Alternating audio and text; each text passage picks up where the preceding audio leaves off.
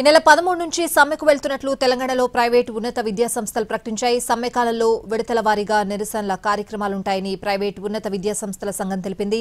చలో సెక్రటేరియట్ కూడా ఉండొచ్చని చెప్పారు. 1200 కోట్ల ఫీస్ రియంబర్స్మెంట్ బకాయిల్లో ఇవాళ 200 కోట్లను ఇచ్చినందుకు ప్రభుత్వానికి కృతజ్ఞతలు తెలిపారు.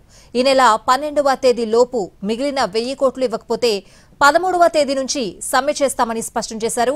దీనిపై సీఎం ఆఫీస్తో తప్ప ఎవరితోనూ చర్చలు చేయబోమన్నారు. ఫీజు రియంబర్స్మెంట్ బకాయిలపై ముఖ్యమంత్రి రేవంత్ రెడ్డి క్లారిటీ ఇవ్వాలంటున్నారు.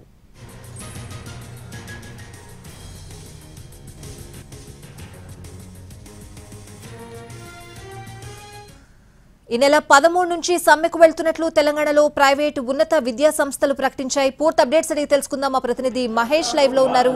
మహేష్, స్వాతి, ఈరోజు ప్రైవేటు ఉన్నత విద్యా సంస్థల యాజమాన్యాల సమైక్య సమావేశమైంది. ఏదైతే ఫీజు రియంబర్స్మెంట్ పైన ప్రభుత్వం ఇవ్వాల్సినటువంటి బకాయిలపైన చర్చించింది. అయితే దసరాలోపు 600 కోట్ల రూపాయలు ఇస్తామని చెప్పేసి ప్రభుత్వం హామీ ఇచ్చింది, కానీ ఇవ్వలేనటువంటి నేపథ్యంలో ఈరోజు సమావేశాన్ని ఏర్పాటు చేసుకుంది. అయితే ఈరోజు 600 కోట్లలో 200 కోట్లు ప్రభుత్వం విడుదల చేసినట్టుగా ఈ సమావేశం జరుగుతున్నటువంటి సమయంలో యాజమాన్యాలకు సమాచారం వచ్చినటువంటి నేపథ్యం.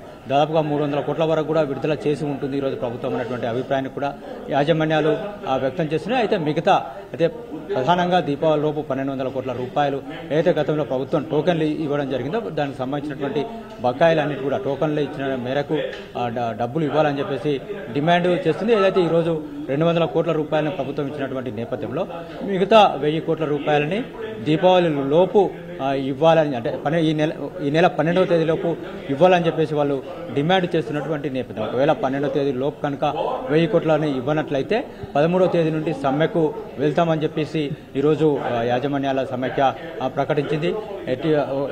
అంతేకాకుండా ప్రభుత్వం ముఖ్యమంత్రి కూడా తమతో సమావేశం ఏర్పాటు చేయాలి, ప్రభుత్వం ఒక క్లారిటీ ఇవ్వాలి, సీఎం క్లారిటీ ఇవ్వాలి.